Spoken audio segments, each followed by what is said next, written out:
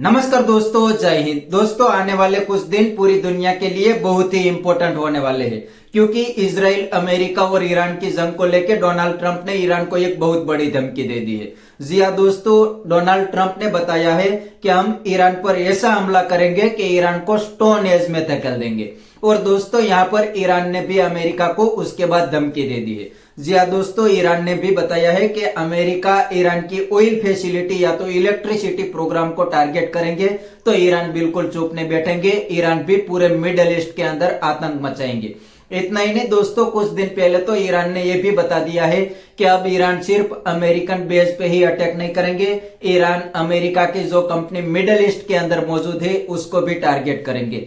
तो इस side Iran भी बिल्कुल तैयार है। और दोस्तों, अमेरिका भी ईरान के ऊपर बड़ा हमला करने की तैयारी ही कर रहा है। जी हाँ दोस्तों, लगातार मीडिया रिपोर्ट आ रही है कि अमेरिका लगातार मिडिल ईस्ट के अंदर अपने ट्रूप्स को मूव कर रहे हैं। तो लगता है कि अमेरिका का अगला प्लान यह भी हो सकता है कि अमेरिका अपने ट्रूप्स को ईरान के अंदर भेज सकते हैं और ईरान के अंदर बहुत बड़ा ऑपरेशन कर सकते हैं। और दूसरी साइड ईरान की फौज भी बिल्कुल ही तैयार बैठी है। जी हाँ दोस्तों, यहाँ पर ईरान की फौज भी लगातार वीडियो बना के सोशल मीडिया के ऊपर अपलोड कर रही है कि ईरान की फौज अमेरिकन फौज के लिए बिल्कुल ही तैयार बैठी है और ईरान की फौज के लिए अमेरिकन फौज एक बहुत बढ़िया खाना बन सकता है।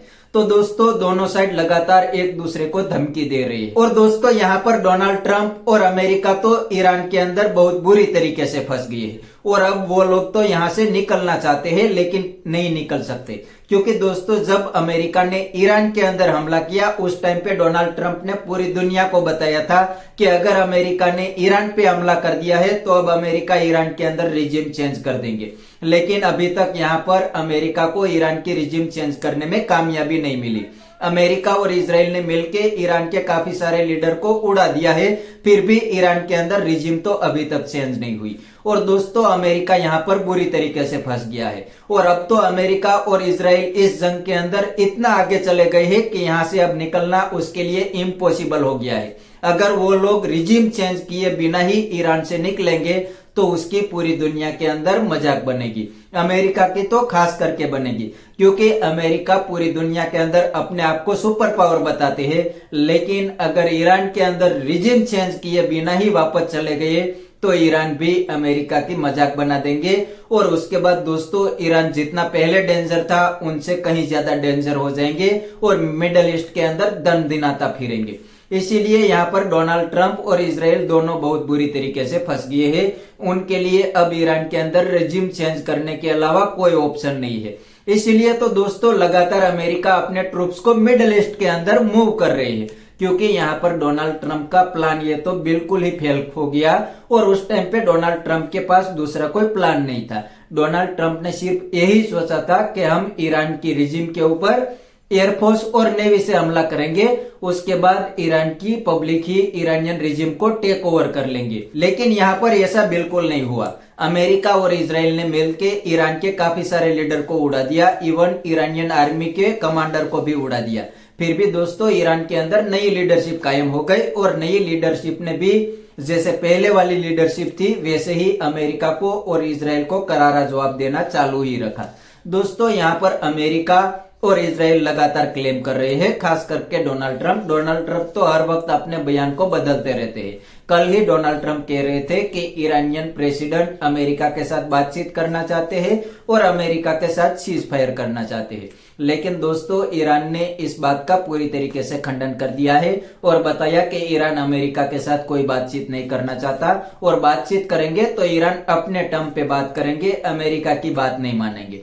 लेकिन डोनाल्ड ट्रंप हर वक्त अपने बयान को बदलता रहता है और दोस्तों, अब लगता है कि अब अमेरिका ईरान के ऊपर बहुत ही बड़ा हमला कर सकता है, क्योंकि जैसे मैंने पहले बताया कि अमेरिका और इजराइल यहाँ से एग्जिट तो नहीं कर सकते और मिडिल ईस्ट की कंट्री भी लगातार अमेरिका के ऊपर प्रेशर बना रहे हैं। इवन डोनाल्ड ट्रंप के ऊपर भी प्रेशर बना रहे हैं कि आप ईरान के ऊपर हमला करें। और अब तो डोनाल्ड ट्रंप भी पूरे मिडिल ईस्ट के ऊपर प्रेशर बना रहे हैं कि आप लोग भी इस जंग के अंदर जुड़ जाओ और ईरान के ऊपर हमला कर दे। इतना ही नहीं दोस्तों, अब तो डोनाल्ड ट्रंप ने पूरी दुनिया को धमकी दे दी है। नेटो कंट्री को तो पहले ही लपेट लिया है, लेकिन अब तो पूरी दुनिया को बता दिया है कि स्ट्रेट ऑफ हॉर्मुज खोलने का ठेका अमेरिका ने नहीं लिया, अगर किसी भी कंट्री को अपना शिप स्ट्रेट ऑफ हॉर्मुज से पास करना है तो अपनी खुद की नेवी भेजो, अमेरिका के ऊपर डिपेंड मत करो, अमेरिका आपकी हेल्प नहीं करेंगे।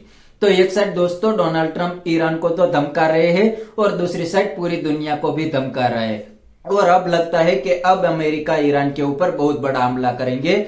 दोस्तों यहाँ पर अमेरिका ईरान की ऑयल फैसिलिटी के ऊपर तो टारगेट नहीं करेंगे, क्योंकि अगर अमेरिका ईरान की ऑयल फैसिलिटी के ऊपर टारगेट करेंगे तो ईरान भी मिडिल ईस्ट के अंदर ऑयल फैसिलिटी को ही टारगेट करेंगे।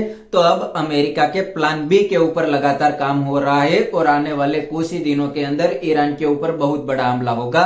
यहाँ से ना तो अमेरिका पीछे हटेंगे और ना ही इजराइल पीछे हटेंगे, और दूसरी साइड ईरान के पास तो खोने के लिए कुछ भी नहीं है। तो आने वाले कुछ दिन पूरी दुनिया के लिए बहुत ही इंपॉर्टेंट होने वाला है, और डोनाल्ड ट्रंप ने तो बता दिया है कि मैं तो ईरान को स्टोन एज में धकेल दूंगा। तो दोस्तों आने वाले दिनों के अंदर हम देखेंगे कि कैसे अमेरिका और इजराइल अब ईरान के ऊपर हमला करते हैं। तो बस दोस्तों आज के वीडियो में इतना ही। अगर आपको ये वीडियो पसंद आई है तो वीडियो को लाइक शेयर कर दीजिए और चैनल को सब्सक्राइब करना मत भूलिए। थैंक यू, मिलते हैं नेक्स्ट वीडियो में।